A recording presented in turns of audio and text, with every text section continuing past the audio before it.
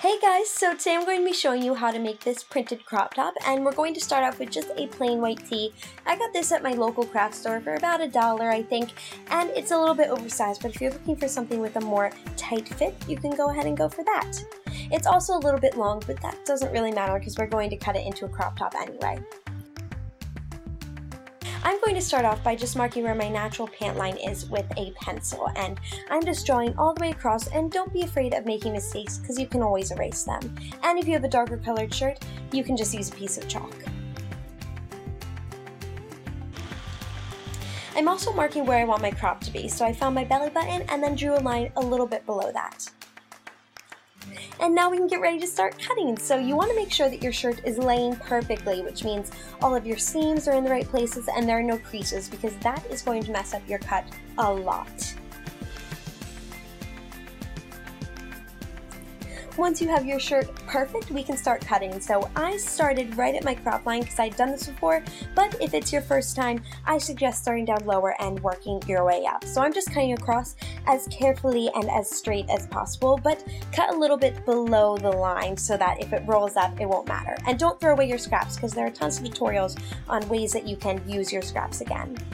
I went ahead and tried on my crop top, and now I'm just making some alterations, so you can just keep doing that, try it on, mark it, and then cut it again until you get it exactly how you want it.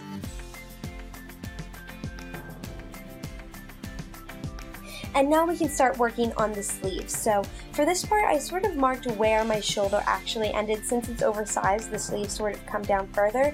So I want to mark that first, and then I sort of started to sketch out the way that I wanted the sleeve to come, and then I made a mark where I wanted the sleeve to end. This is going to be a really great starting template for us. As for cutting this, I started off by just cutting a slit along that line that we just drew, and then I just slid my finger across so I get a general idea of where I wanted that slit to be and cut that also. As for actually cutting the sleeve, I'm starting off at that slit, and then I am cutting right along that natural sleeve line as close as possible because it's way easier to take more t-shirt off than it is to add more on, obviously. So be a little bit more conservative because you can always take more off. To make sure both sleeves are exactly the same, you're going to fold your shirt over and then line everything up, the collar, all the seams, and then you're just going to cut along the same curve that you created on the other side.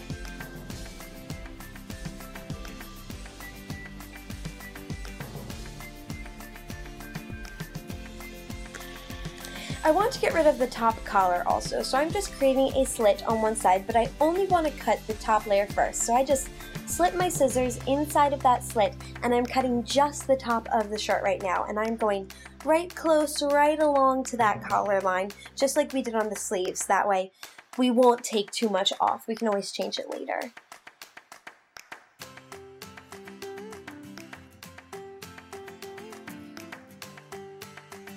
And once you're done with the front part of the shirt, you can go ahead and snip the back half off also.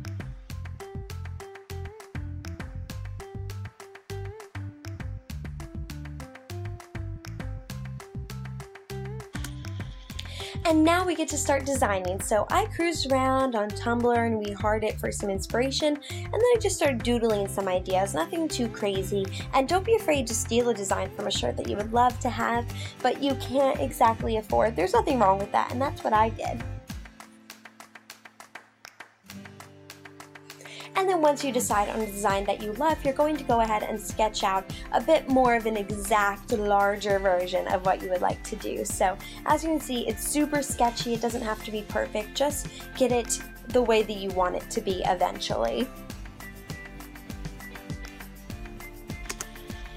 My camera cut off for the beginning of this part, but I'm showing you what I did right here. I just put my design below another piece of paper, and then I traced it as exactly as possible onto this new piece. That way, when you're actually putting it onto your shirt, it's not quite so sketchy. It's like a more exact version. And then you're just going to trace over that with a black marker so that that will show up through your white shirt.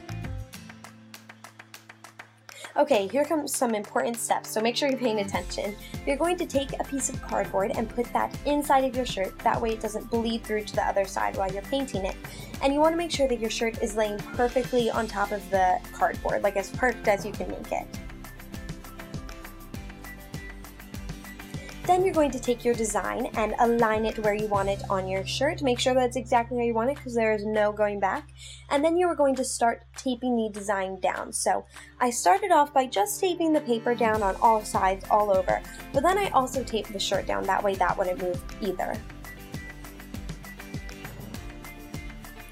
And now here comes the painting part. So this is where my DIY gets a little bit crafty since I had never done this before. So please bear with me. It was a little bit harder than I thought it would be, but all I'm doing is drawing very small strokes with a small little paintbrush, and as you can see, it bled a little bit, so just keep in mind that you don't want to do anything too intricate or exact because it will bleed, and unless I guess you're really good at this, it probably won't come out exactly the way that you want it to.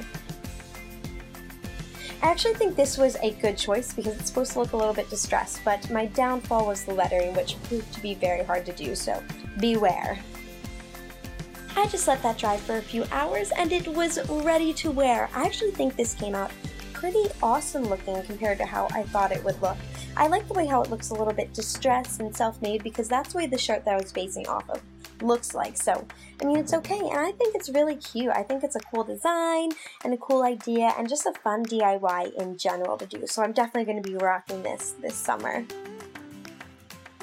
The way I styled it was with a pair of high-rise black cutoffs from Cotton On and a pair of gray high-top sneakers with some colorful zippers just to add a pop of color to this super monochrome outfit.